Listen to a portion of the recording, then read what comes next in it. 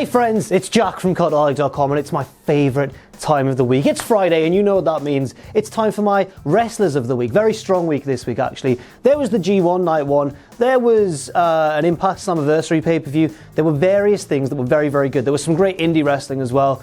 Raw was not that good. SmackDown was pretty decent. So there's been lots of stuff to analyse and take into account. So it's been a pretty difficult one. I'm glad that the series has survived after last week when Roderick Strong was Wrestler of the Week. I thought maybe the whole series would just shut down because we can't take the big heel of the list topping the list, if that makes any sort of sense. But we're still going, it's all good. Let's take a look at my honourable mentions. First of all, not so much for any wrestling he did, but for the excellent promo he got on SmackDown, let's talk about Kevin Owens for a little bit. I love the little mini pipe bomb he did. Yes, it wasn't quite as landscape shifting as the pipe bomb actually was, but it was still very, very entertaining. Over now to some people who missed out from the G1 Night 1, which was an excellent show, Kota Ibushi and Hiroshi Tanahashi. Then the Slammiversary show. If that had happened any other week, there'd be so many more Impact wrestlers on this week's Wrestlers of the Week, but there's not, because there's just not enough room, sadly. But I'd like to give shout outs to both Johnny Impact and Rich Swann, who had a great match, Brian Cage and Michael Elgin, who had a great match, and then were jumped by definitely not Rhino afterwards, or Elgin was jumped by not Rhino afterwards. Sami Callihan as well, who took part in that intergender main event. It was just a really strong show from the Impact boys and girls, and yeah, I really, really enjoyed it, and I'm so annoyed that not more of them have got onto this top 10, but what can you do, I guess, you know? But now let's go on to the top 10 proper, starting with number 10, a man after my own heart, from my own home region of the United Kingdom, and a man who was at the top of this list for quite some time at the start of the year before being eclipsed by another flippy boy. It's Pac. So Pac, formerly known of course as WWE's Neville, and before that known as Pac again, had a very good match this week in Riptide, where he was a surprise appearance on the card, taking on Cara Noir, a wrestler that I'm not too familiar with, but a wrestler that I was very impressed with in that match. It's available free on YouTube, go and find it, Riptide's YouTube channel. It's really well worth a watch. They shoot their matches in a very intriguing way as well. It looks all cinematic and cool. But yes, this match between Pac and Cara Noir was excellent. All of Pac's mannerisms and his heelishness, it's just so well tuned and so well defined that it's really hard to find a flaw in his game at the moment, both of course in terms of the moves that he does, which are incredible as always, and the character work as well, which has just been absolutely on point. His indie run hasn't been quite as impressive as many people hoped, just because of his Dragon Gate, you know, obligations and the loyalty that he clearly feels towards that company, and that's fine. But this was one of the better non-Dragon Gate matches he's had since leaving WWE, I think. And he certainly didn't carry the match at all. In fact, let's give an honourable mention as well to Cara Noir for an excellent performance in bare feetums as well. Can't imagine not wrestling in boots. Can't imagine wrestling at all. It's a terrifying and skilled, thing to be able to do, and I'm just fully incapable of doing so. But at the same time, Pac was on top form here. There were 3 pops for his entrance, right? So there was the R.E.D. bit, talking about his faction in Dragon Gate. The Ultra Smarks who know about that, they all popped. Then the music started, and those who recognise his music popped. And then he walked out, and then everybody popped. He had a triple pop. Let's call it the Pac pop from now. Oh, that sounds really weird. After the Pac pop, the match got underway. It was awesome. It was just full of excellent back and forths. The match actually seemed to be broken up. It wasn't just balls to the wall action all the way through. It was like, here's a flurry of action, here's some character work, here's a flurry of action, here's some character work. And eventually, Pac finished the job with the Black Arrow. But yeah, an awesome match from start to finish. It was great. It was great how Pac was able to turn the crowd against him despite them being delighted that he'd shown up as a surprise, which I think is a testament to both their willingness to be part of the show, but also Pac's ability to get people to hate him, even though everyone loves him, really, but he's still a very effective heel. Number 9 now, Tessa Blanchard, who made history by main eventing Slammiversary in an intergender match. It was really, really good stuff. She came out with a golden baseball bat because her opponent, Sami Callihan, of course, uses a normal, a black baseball bat as his signature weapon, so she came out to match him. She looked awesome. She had the sunglasses on. She just looked like such a badass, and it wasn't... Critics of intergender wrestling often go, it's so unbelievable that a man and a woman could... In a world where The Undertaker's an undead zombie shooting lightning from his fingertips, and Rey Mysterio can beat, you know, the Great Khali in a match. Actually, no, did he beat the Great Khali? The point still stands, you know what I'm talking about. But yeah, for critics of intergender wrestling, I'd suggest you watch this match because it was just a perfect example of how good it can be. I'm not entirely certain if it was the best match on the Slammiversary card, but it was certainly up there. It was just a really well done show, but it was a fitting end to the night. I thought that Tessa, despite not winning, which many thought was a controversial decision, like if you're going to have an intergender match, maybe put the woman over, but she didn't. But despite that, she didn't look weak in the slightest. She was given as good as she got. She was hitting Sami Callihan with all of her big moves. She was taking all of his big moves and kicking out until eventually he did put her away. But after the match, there was a nice show of respect with Sami Callihan handing a golden baseball bat back to her as if to say, you're tough, you, and you matched up with me. I couldn't really find a fault in it. It was awesome. The crowd were into it. Tessa Blanchard is one of the best women's wrestlers in the world today, and I wonder whether she'll continue to remain in Impact as kind of the top star of their women's division, easily by a country mile, or whether she'll set her sights on pastures new. Maybe NXT, maybe somewhere a little bit different. What could I be referring to? I'm referring to, of course, DDT, where I was a 2-time DDT Ironman Heavy Metalweight champion, obviously. Number 8 this week is a man who is no stranger to Wrestlers of the Week, but it's time to talk about the G1, because night 1 of the G1 took place not in Japan, as the G1, tournament often takes place, but in America, in Dallas, Texas, in fact. Time to talk about the first man on the show to make it onto Wrestlers of the Week in number 8 position. It's Zack Sabre Jr. Zack's match with Sanada was kind of the thinking man's favourite match of the night, because there were like 4 matches that could realistically be considered match of the night on that show. But Zack versus Sanada was easily the most technical of the 4 and the most cerebral of the 4, and it was just both men countering absolutely everything. There were so many counters in this match. I'd enjoy if there were a counter in the corner while we were watching it. Does that make sense? But Zack actually, despite being, the best technical wrestler in the world and everything, was actually undone by his opponent. But he got some of his heat back in classic Zack Sabre Jr. fashion. Not with a beatdown afterwards or anything, although he did try and grab a hold of the referee because he was so livid that he'd lost. But in his post-match promo, where he said putting on a great technical wrestling match like that in front of an American crowd is like reading Shakespeare to a dog, which is a wonderful line. He may have taken it from Stuart Lee, the comedian. I'm not certain whether Zack is a Stuart Lee fan, but it seems as... No, of course he's a Stuart Lee fan, because one of his moves is named after a Stuart Lee bit, orienteering with Napalm Death. Right, regardless of that, whether or not he took the joke from Stuart Lee, who is an excellent comedian, by the way, it was just a hilarious thing to say, like reading Shakespeare to a dog. Because they won't get it. If you're like that and you don't understand the joke, it's because they wouldn't get it. A dog doesn't know English. I'm being so patronizing right now. I'm so sorry. I know that Americans aren't stupid, or aren't all stupid. There's stupid people everywhere. I'm digging myself a big bloody hole. Number 7, a man making his New Japan debut, and wasn't it surreal to see him in a New Japan ring? It's the man formerly known as Hideo Itami, Kenta. It was so strange seeing Kenta in a New Japan ring, but at the same time, it was oddly fitting. He's a legend of Japanese wrestling, and now here he is on the grandest stage in the biggest, most prestigious tournament in the world of wrestling, and just absolutely doing his thing against Kota Ibushi, an opponent he matched up wonderfully well with. I will say this, I don't think the match was quite as good as I'd kind of hyped it up to be in my mind, but at the same time, it didn't really disappoint me. It was still an excellent match, and I think it had the correct decision as well, with Kenta picking up the victory in his New Japan debut with the go to sleep.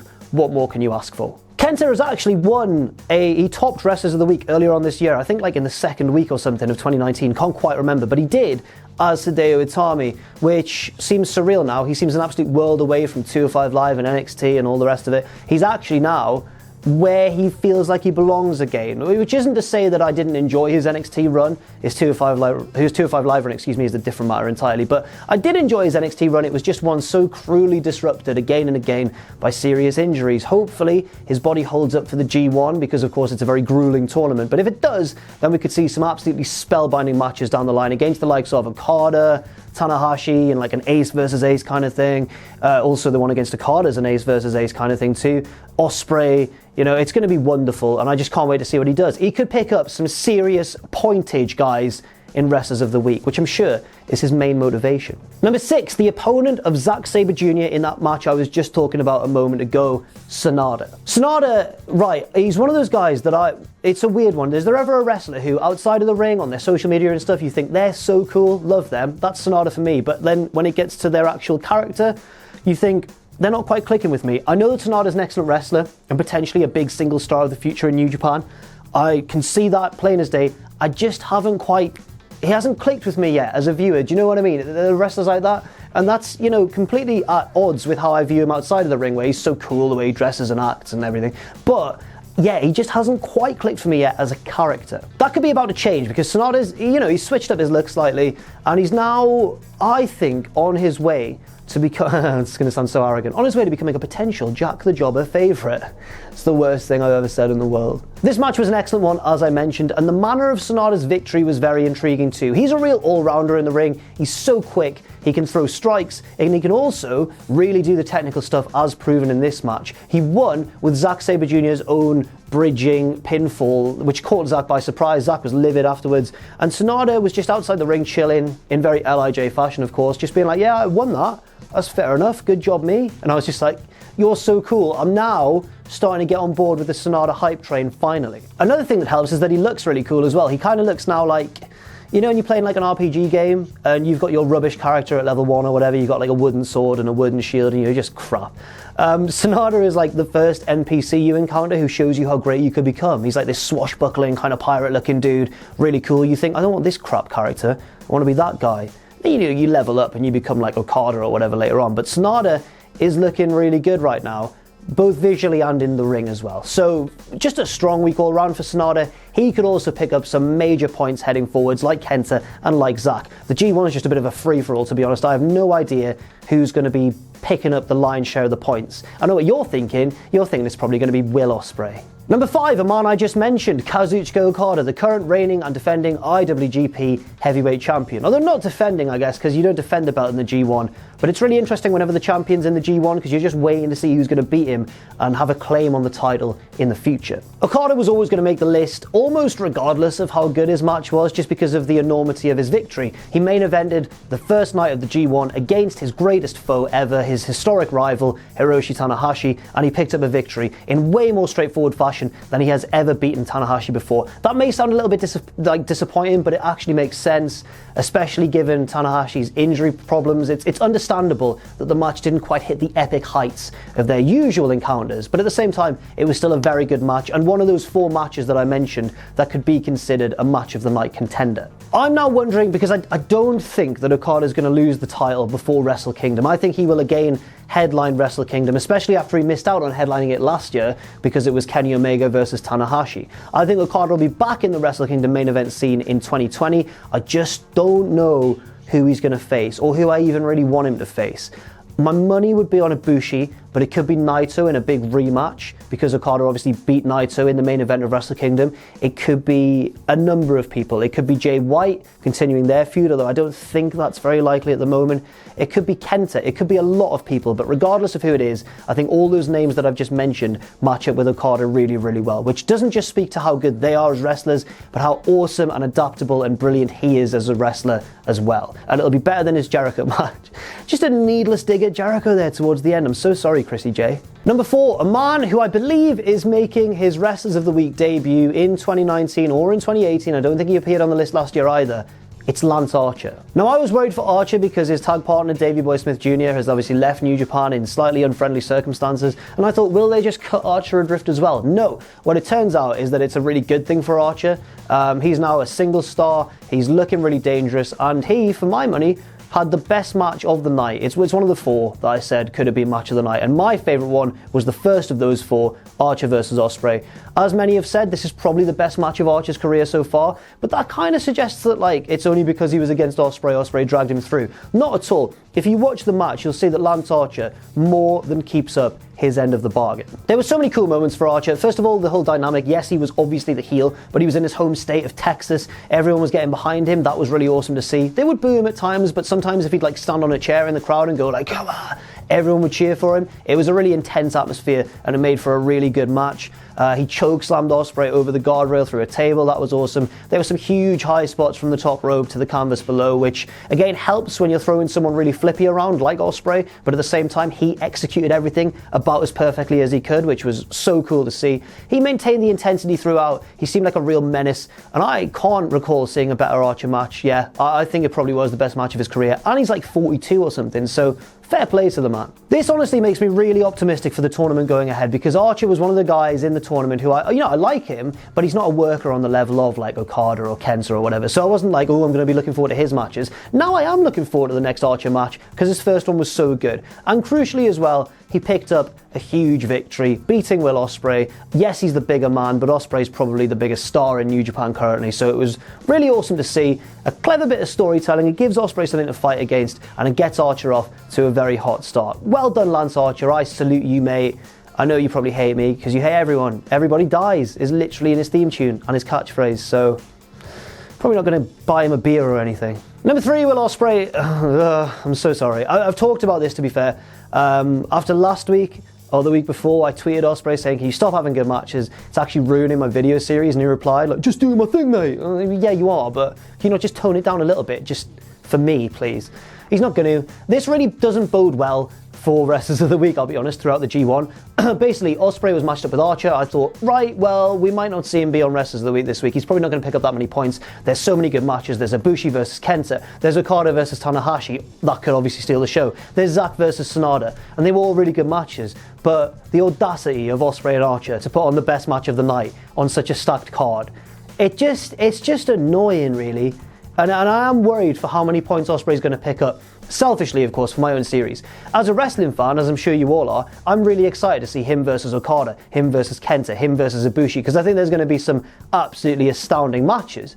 But at the same time, it's bloody annoying, isn't it? It's really, really friggin' annoying. Now, before I get on to number 2, I'd just like to issue a spoiler warning in case you haven't seen the match that involves him yet, especially if you're a fan of Progress. So if you haven't caught up with the last weekend's Progress results, just be careful, because there are spoilers coming up. So I just don't want to spoil it for anyone who hasn't had a chance to watch it yet. So just bear that in mind, okay? Number 2 now, I may be a little bit biased here, but I'm sure that once you've seen it as well, it's going to blow your socks off. It's one of the best matches I can recall seeing live, certainly in recent memory. And one of the competitors in it is my number 2 this week. His name is the Import Killer, or the Killer Import, Jordan Devlin. This match took place at Progress. Prog on the Tyne was the name of the event, their Newcastle debut. Me and Matthew went. There was a little group of us. If you came and you said hi to either of us, that was really awesome. Thank you very much for doing so. We love talking to everyone. But, you know, I was a little bit drunk, right? Me and Matthew got into this match big style. Devlin versus Draganov, it was awesome. Once again proving that Jordan Devlin is one of the best workers, just pure workers in UK and Irish wrestling. I think he probably deserves to be a bit more of a major player in NXT UK. Maybe that'll come along in the future, who knows. But yeah, if this match is anything to go by, he is just the total package, really. He's got strength, speed, technique. He knows how to pace a match. He knows how to get the crowd behind him or against him if the situation calls for it. And even though he lost this match, I didn't mind that too much, because it meant that he wasn't the number 1 contender for Walter's Progress Championship, which makes a lot of sense, just purely because he's already wrestled Walter so many times in OTT and that sort of thing. And recently a download, I think, as well for NXT UK, maybe. No, that was Travis Banks. But anyway, Devlin and Walter have wrestled recently. I didn't really want to see that match again, so that's absolutely fine. I didn't mind him losing the match. I don't think it loses too much momentum for Devlin, because he's obviously awesome anyway, and it was a really epic barn burner of a bout as well. So that brings us on to number 1 of Wrestlers of the Week, Ilya Draganov. Man. Right, so yeah, me and Matthew got a bit passionate in this match. The atmosphere for this bout, not only was the wrestling great, but the atmosphere was awesome. Shout out to everyone who went to that show. Shows that Newcastle's the bloody best for wrestling atmosphere, LA. Hopefully Progress come back soon, because it was a great combination. The Newcastle crowd, the Progress show, it just all worked perfectly, and it all culminated in this match of the night. It was so cool that it was almost like a football match with like warring factions in the crowd. We were in the Draganov section. We were chanting stuff like, you can't beat him, because Draganov was kicking out of all of Devlin's big moves. And then people on the other side, the Irish contingent, were all going, yes, you can. And it was just, yeah, one of the best atmospheres I've been in for any match ever in my life, I think. It was so good. Yes, it was a smaller venue. There was like 700 people there, but it just made it feel more intimate and more special.